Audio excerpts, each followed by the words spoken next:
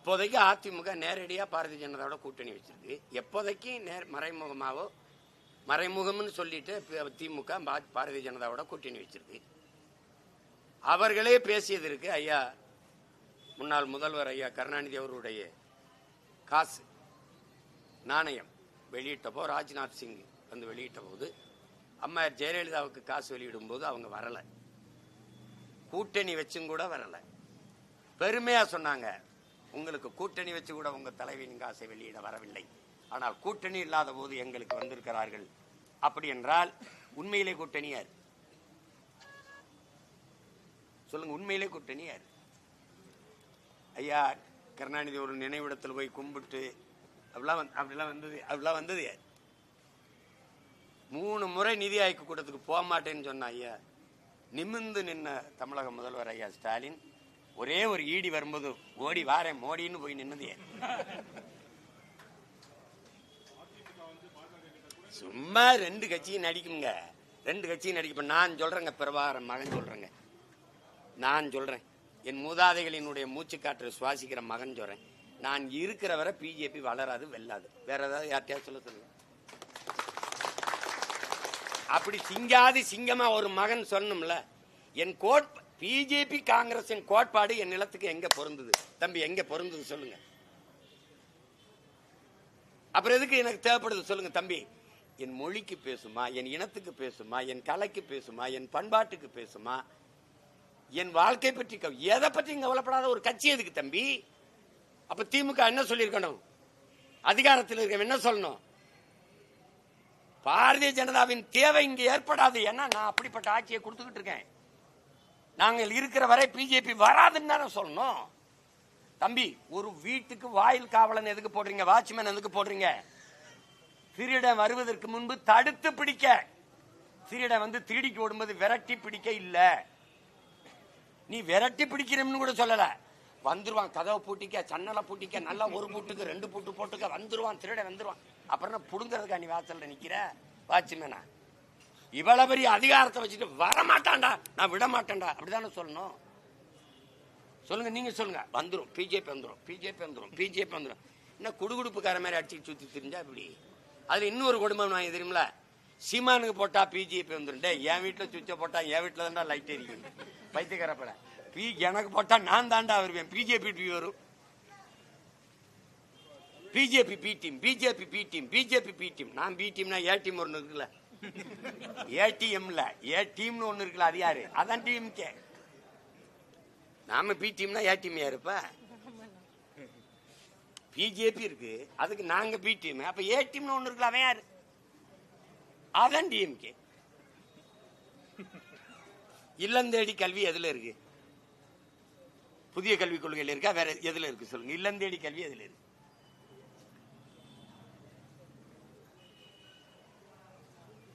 வீடு தேடி அரசு, ரோடு தேடி மக்கள். எதுக்கு போராட? வீடு தேடி அரசு போய் தட்டும். உலகத்தில் இப்படி ஒரு அதிகாரத்தை பார்த்திருக்கீங்களா? 3 ஆட்சி பணி, 3 கலெக்டர், 5 கலெக்டர்ஸ் வேலை செய்யறான் கட்சிக்கு உறுப்பினர் சேர்க்கை நடத்த. உங்க ஓடிபியை கொடுங்க, 1000 ரூபாய் போட்டு விடுறோம். 4.5 வருஷம் கழிச்சு 1000 ரூபாய் உங்களுக்கு வந்து முறையா சேருதானுங்க. இவனால என்ன பண்ணிட்டு இருந்தாங்க? வந்து மக்கள்கிட்ட வந்து உங்களுக்கு என்ன பிரச்சனை? ஒரே பிரச்சனை நீங்க தாங்க, நீங்க போயிருங்க, ஒரு பிரச்சனையும் இல்ல நாட்டு. கொடுமை. அப்ப முதல்ல இருந்திருக்குல்ல, அதுக்கு வழக்க போட்டு நிறுத்துறது யாரு? நாங்க தான் போய் போராடி நிறுத்த வேண்டியிருக்கு. இதை மற்ற கட்சிகள் கேட்கணும்ல. உங்களை போல ஊடகவியலாளர்கள் வந்து யோ என்னையா வேலை பண்ணிட்டு இருக்காங்க கேட்கணும்ல. ஒரு அரசு தன் அதிகாரத்தை, அரசின் பணத்தை செலவழிக்குது. அவங்க தலைவர்களுக்கெல்லாம் அரசு செலவுல செல, எங்க முன்னோர்களுக்கு நாங்க சொந்த காசுல செலவச்சுக்கணும்.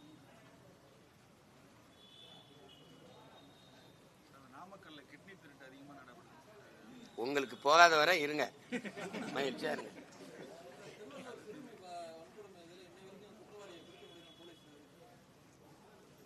நான் என்ன சொல்லி அல்ல, நீங்க வந்து சிக்கனா சீமான்னு மொத்த கேள்வி என்கிட்ட கேட்க கூடாது. நீங்க யாருக்கு ஓட்டு போட்டீங்க, யார்கிட்ட காவல்துறை இருக்கு, யார்கிட்ட அதிகாரம் கேட்கணும். ஒரு நாடு வந்து இந்த மாதிரி செயல்கள் இப்ப அதிகரிப்படுதுன்னா இந்த சமூகம் குற்ற சமூகமா மாறிக்கொண்டிருக்கு அப்படிங்கிறது பொருள் நம்ம புரிஞ்சுக்கணும். தம்பி, மருத்துவ படிப்புக்கு மரியாதை இருக்கு அப்படின்னா அங்க நோயாளிகள் அதிகம், காவல்துறை, வழக்கறிஞர்கள், நீதிமன்றத்தில் கூட்டம் அதிகமா இருக்கு, சிறையில கூட்டம் அதிகமா இருக்கு அப்படின்னா அந்த சமூகம் குற்றச்சமூகமா வளருதுன்னு அர்த்தம். எந்த நாட்டில் வேளாண் குடிமக்கள், உழவர் குடிகள், நெசவு குடிகள், ஆசிரிய பெருமக்கள் போற்றப்படுகிறார்களோ அந்த சமூகம் தான் வாழும் வளரும் அறிவார்ந்த சமூகமா. உழவன் உயிர் கொடுக்கிறான், உயிர் உணவை கொடுக்கிறான். நெசவாளன் மானத்தை மறைக்கிற உடையை கொடுக்கிறான், உணவை கொடுக்கிறான், ஒருத்தன் உடையை கொடுக்கிறான். இது ரெண்டும் தான் மக்களுக்கு உயிரானது. இது ரெண்டையும் செய்யறவன் தொழிலாளி அல்ல, தெய்வம். அதுக்கப்புறம் அறிவை வளர்க்கிற ஆசிரியர் பெருமக்கள், அவன் தெய்வம். இந்த 3 தெய்வங்களும் போற்றப்படுகிற நாடுதான் உலகத்தின் தலை சிறந்த நாடா மாறும். மருத்துவர்கள் வர வேண்டாம் என்பதில்லை, மருத்துவர்கள் தேவைப்படாத நோயற்ற சமூகத்தை உருவாக்குவதுதான் சிறந்த நிர்வாகம், ஆட்சி முறை. அப்ப என்ன செய்யணும்? எங்க அப்பா நம்மால் சொன்ன மாதிரி நஞ்சில்லா உணவு, அதுவே நம் கனவுன்னு சொல்லணும். நீங்க நாடையே ஒரு போதை கூடாரமா மாத்திட்டு தெருவுக்கு தெருவு டாஸ்மார்க்க திறந்து வச்சு கோயில்கள், வழிபாட்டு தலங்கள், பள்ளிக்கூடங்கள், கல்லூரிகள் எல்லா இடத்துலையும் கஞ்சா சாக்லேட் விற்குதா இல்லையா? பள்ளிக்கூடத்துக்கு இல்லை. அப்புறம் எல்லா இடத்துலையும் நிறைந்த போதையில் வச்சுக்கிட்டு 10 வயசு பிள்ளையை கெடுத்து விட்டான், 50 வயசு கிழவையை கெடுத்து விட்டான், இங்க கொன்னு விட்டான், இங்க குத்தி விட்டான்னா அப்புறம் நடக்காம என்ன பண்ணும்? ஆட்சி அப்படி இருக்குது. ஒரு ஆட்சி சரியில்லை என்றால் அந்த ஆட்சியாளனின் குற்றம் இல்லை, அந்த ஆட்சியாளனை அரியணையில் அமர்த்திய மக்களின் குற்றம் தான்ங்கிறான். இப்ப யார் குற்றவாளி? நீங்களும் நானும் தான் குற்றவாளி. நடவடிக்கை எடுக்கலையேன்னு கேட்கறீங்கல்ல, அடுத்த முறை என்ன பண்ணுவீங்க? நந்த அரசு நடவடிக்கை எடுக்கல, அவருக்கே தான் ஓட்ட போடுவீங்க. இப்ப கிட்னி திருடுறாருன்றப்பல, கிட்னியை மட்டுமா திருடுறான்? அது மட்டுமா திருடப்படுது? மனிதனின் கிட்னிக்கு இவ்வளவு பதறிய பூமி தாயின் இதய கொலை, ஈரல், சிறுநீரகத்தை அறுத்துட்டு போறான். அதை என்ன பண்றது? அதை என்ன பண்றது?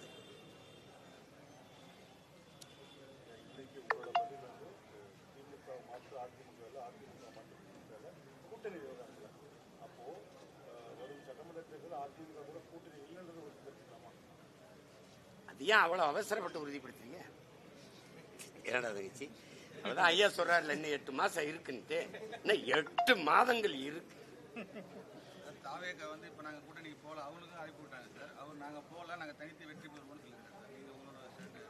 அடுத்த கட்சியின் நிலைப்பாட்டை நான் பேச முடியாது.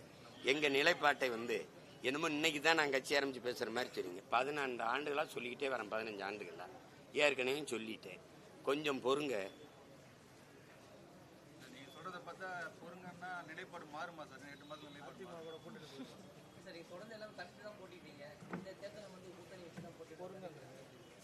போட்டியிடுற மாதிரி சொன்னா இப்ப எனக்காக நீங்க சிந்திக்காதீங்க. எனக்கு சிந்திச்சு அறிவு காது வழியே வலியுது, துடைக்கிறதுக்கே கை துண்டு வச்சுட்டு இருக்கீங்க. எனக்காக நீங்க சிந்திக்காதீங்க, பொறுத்துருங்க.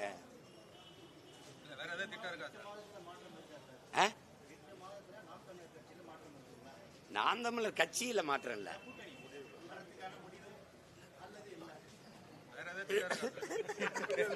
அத கேட்கறது நல்லா இருக்கு, நல்லா இருக்கு.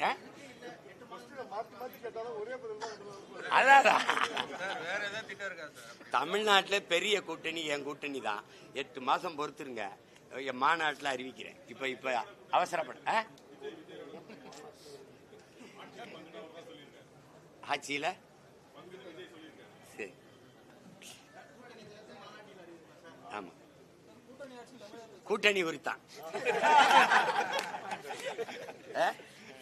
எப்படியாவது முதல்ல நானும் தம்பி விஜயும் சேர்ந்து போட்டிடுற மாதிரி இருந்தவுடனே ஊடகவியலாளர்கள்லாம் முதல்ல கேட்பாங்க, தனிச்சு எத்தனை நாளைக்கு நீங்க போட்டிடுவீங்க? ஒரு கூட்டணி இல்லாம உங்கள ஒரு 10 எம்எல்ஏ MP எல்லாம் வர வேணாமா? நீங்க அப்படியே உங்க தொண்டர்கள்லாம் சோர்ந்தடைஞ்சிட மாட்டார்களா அப்படின்னு. சேர்ந்து போட்டிடுவாங்களோன்னு வரும்போது தனிச்சு நிக்கிறதானே உங்க பலம், நீங்க கூட்டணி வரீங்க அப்படிங்கிறது. என்ன இந்த கழுதைய சொல்லுவான், முன்னாடி வந்தா கடிக்குது, பின்னாடி போனா உதையுது, இப்ப என்னதான் பண்றது அப்படின்னு. கொஞ்சம் பொறுமை. இவ்வளவு நேரம் பேசினேன், அதை பத்தி கேட்காம இவ்வளவு கருத்துக்களை சொன்னேன், அதெல்லாம் சொல்லாம கூட்டணி கூட்டணி கூட்டணி.